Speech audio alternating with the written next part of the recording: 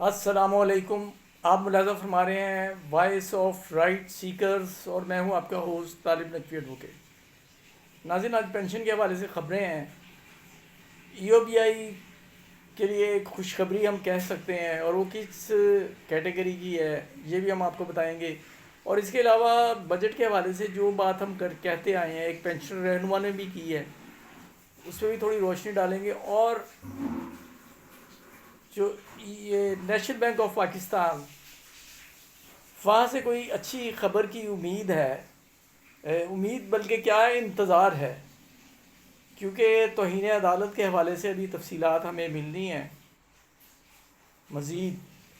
تو وہ ہم آپ کے گوش گزار کریں گے جب ہمیں ملیں.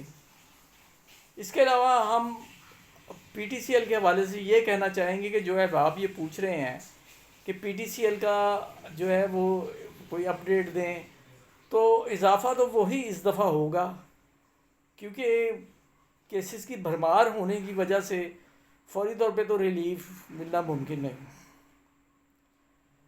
تو یہ بیان کرنے کے بعد ہم آپ کو یہ بتاتے ہیں کہ 6 سال سے بند پاکستان اسٹیل کے ریٹائرڈ ملازمین کے ای او بی آئی کے واجبات کی مکمل ادائیگی. جولائی 2013 سے اکتوبر 2020 کے دوران پاکستان اسٹیل ملز ملازمین کی ای او بی آئی کنٹریبیوشن کی مد میں غیر شدہ واجبات مبلغ 58 کروڑ 24 لاکھ روپے کی ادائیگی کرتے ہوئے مورخہ 28 جون 2021 کو بقایا واجب الادا رقم کے چیک ای او بی آئی بن قاسم ریجن کراچی کے انچارج مسٹر مبشر رسول اور ڈپٹی انچارج مسٹر جمال الدین کے حوالے کر دیے گئے ہیں.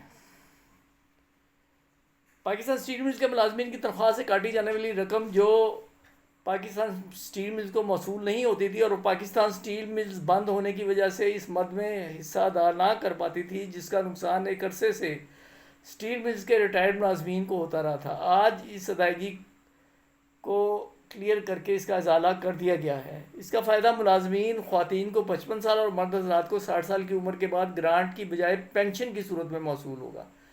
پاکستان اسٹیلز اپنی تمام تر بدحالی کے باوجود ایک قومی ادارہ ہے جس کے مفاد اور اس کے ملازمین کے حقوق کا دفاع موجودہ انتظامیہ پاکستان اسٹیل ملز ہر حال میں کرتی رہے گی. اللہ پاک پاکستان اسٹیل ملز اور اس کے ملازمین کا حامی و ناصر ہو. یہ محکمہ تعلقات عامہ کی طرف سے ہے، اور اندازہ کیجئے کہ خود کو بدحال کہا جا رہا ہے. بہرحال یہ گراؤنڈ ریئلٹی ہے. تو اس کے بعد پھر ہم کچھ اور خبریں لے لیتے ہیں. جیسا کہ آپ کے نالج میں ہے کہ پی ٹی سی علمدار رضا صاحب فعال رہتے ہیں. انہوں نے گزشتہ دنوں پیپلز پارٹی کے امیدواروں سے جو ہے وہ امیدوار کہہ گیا ہوں، رہنماؤں سے ملاقات کی ہے. ہر سٹیج پہ یہ کوشش کر رہے ہیں کہ بجٹ سے پہلے کوئی نہ کوئی کام بن جائے، اور دیکھیے کیا ہوتا ہے. یہ بھی خبر ہو گئی. اور اب ہم آپ کو ایک خبر بتا رہے ہیں خیبر پختونخوا کے حوالے سے، بلکہ بات کرنا چاہ رہے ہیں ہم. خیبر پختونخوا میں ویسے تو 2013 کا دور بھی اچھا تھا اور اس کے بعد بھی، لیکن اس دفعہ جو ہے وہ معاملات کچھ سیاسی طور پر اتنے خراب ہیں کہ کوئی اچھی خبر نہیں آ رہی. اور ملازمین جو ہے وہ اپ گریڈیشن کے حوالے سے بھی اور دیگر حوالوں سے بھی وہ مطمئن نظر نہیں آ رہے. تو میں یہی کہنا چاہوں گا کہ کچھ کرنا چاہیے اس حوالے سے. جہاں فوج کے برابر اگر آپ نے تنخواہ کر دی ہے، مراعات کر دی ہیں رینجرز کی اور دوسرے اداروں کی، تو ان کا کوئی پرسانِ حال نہیں ہے. امید ہے کہ اس پر غور کیا جائے گا. بس آج یہ سمیٹتے ہیں یہیں.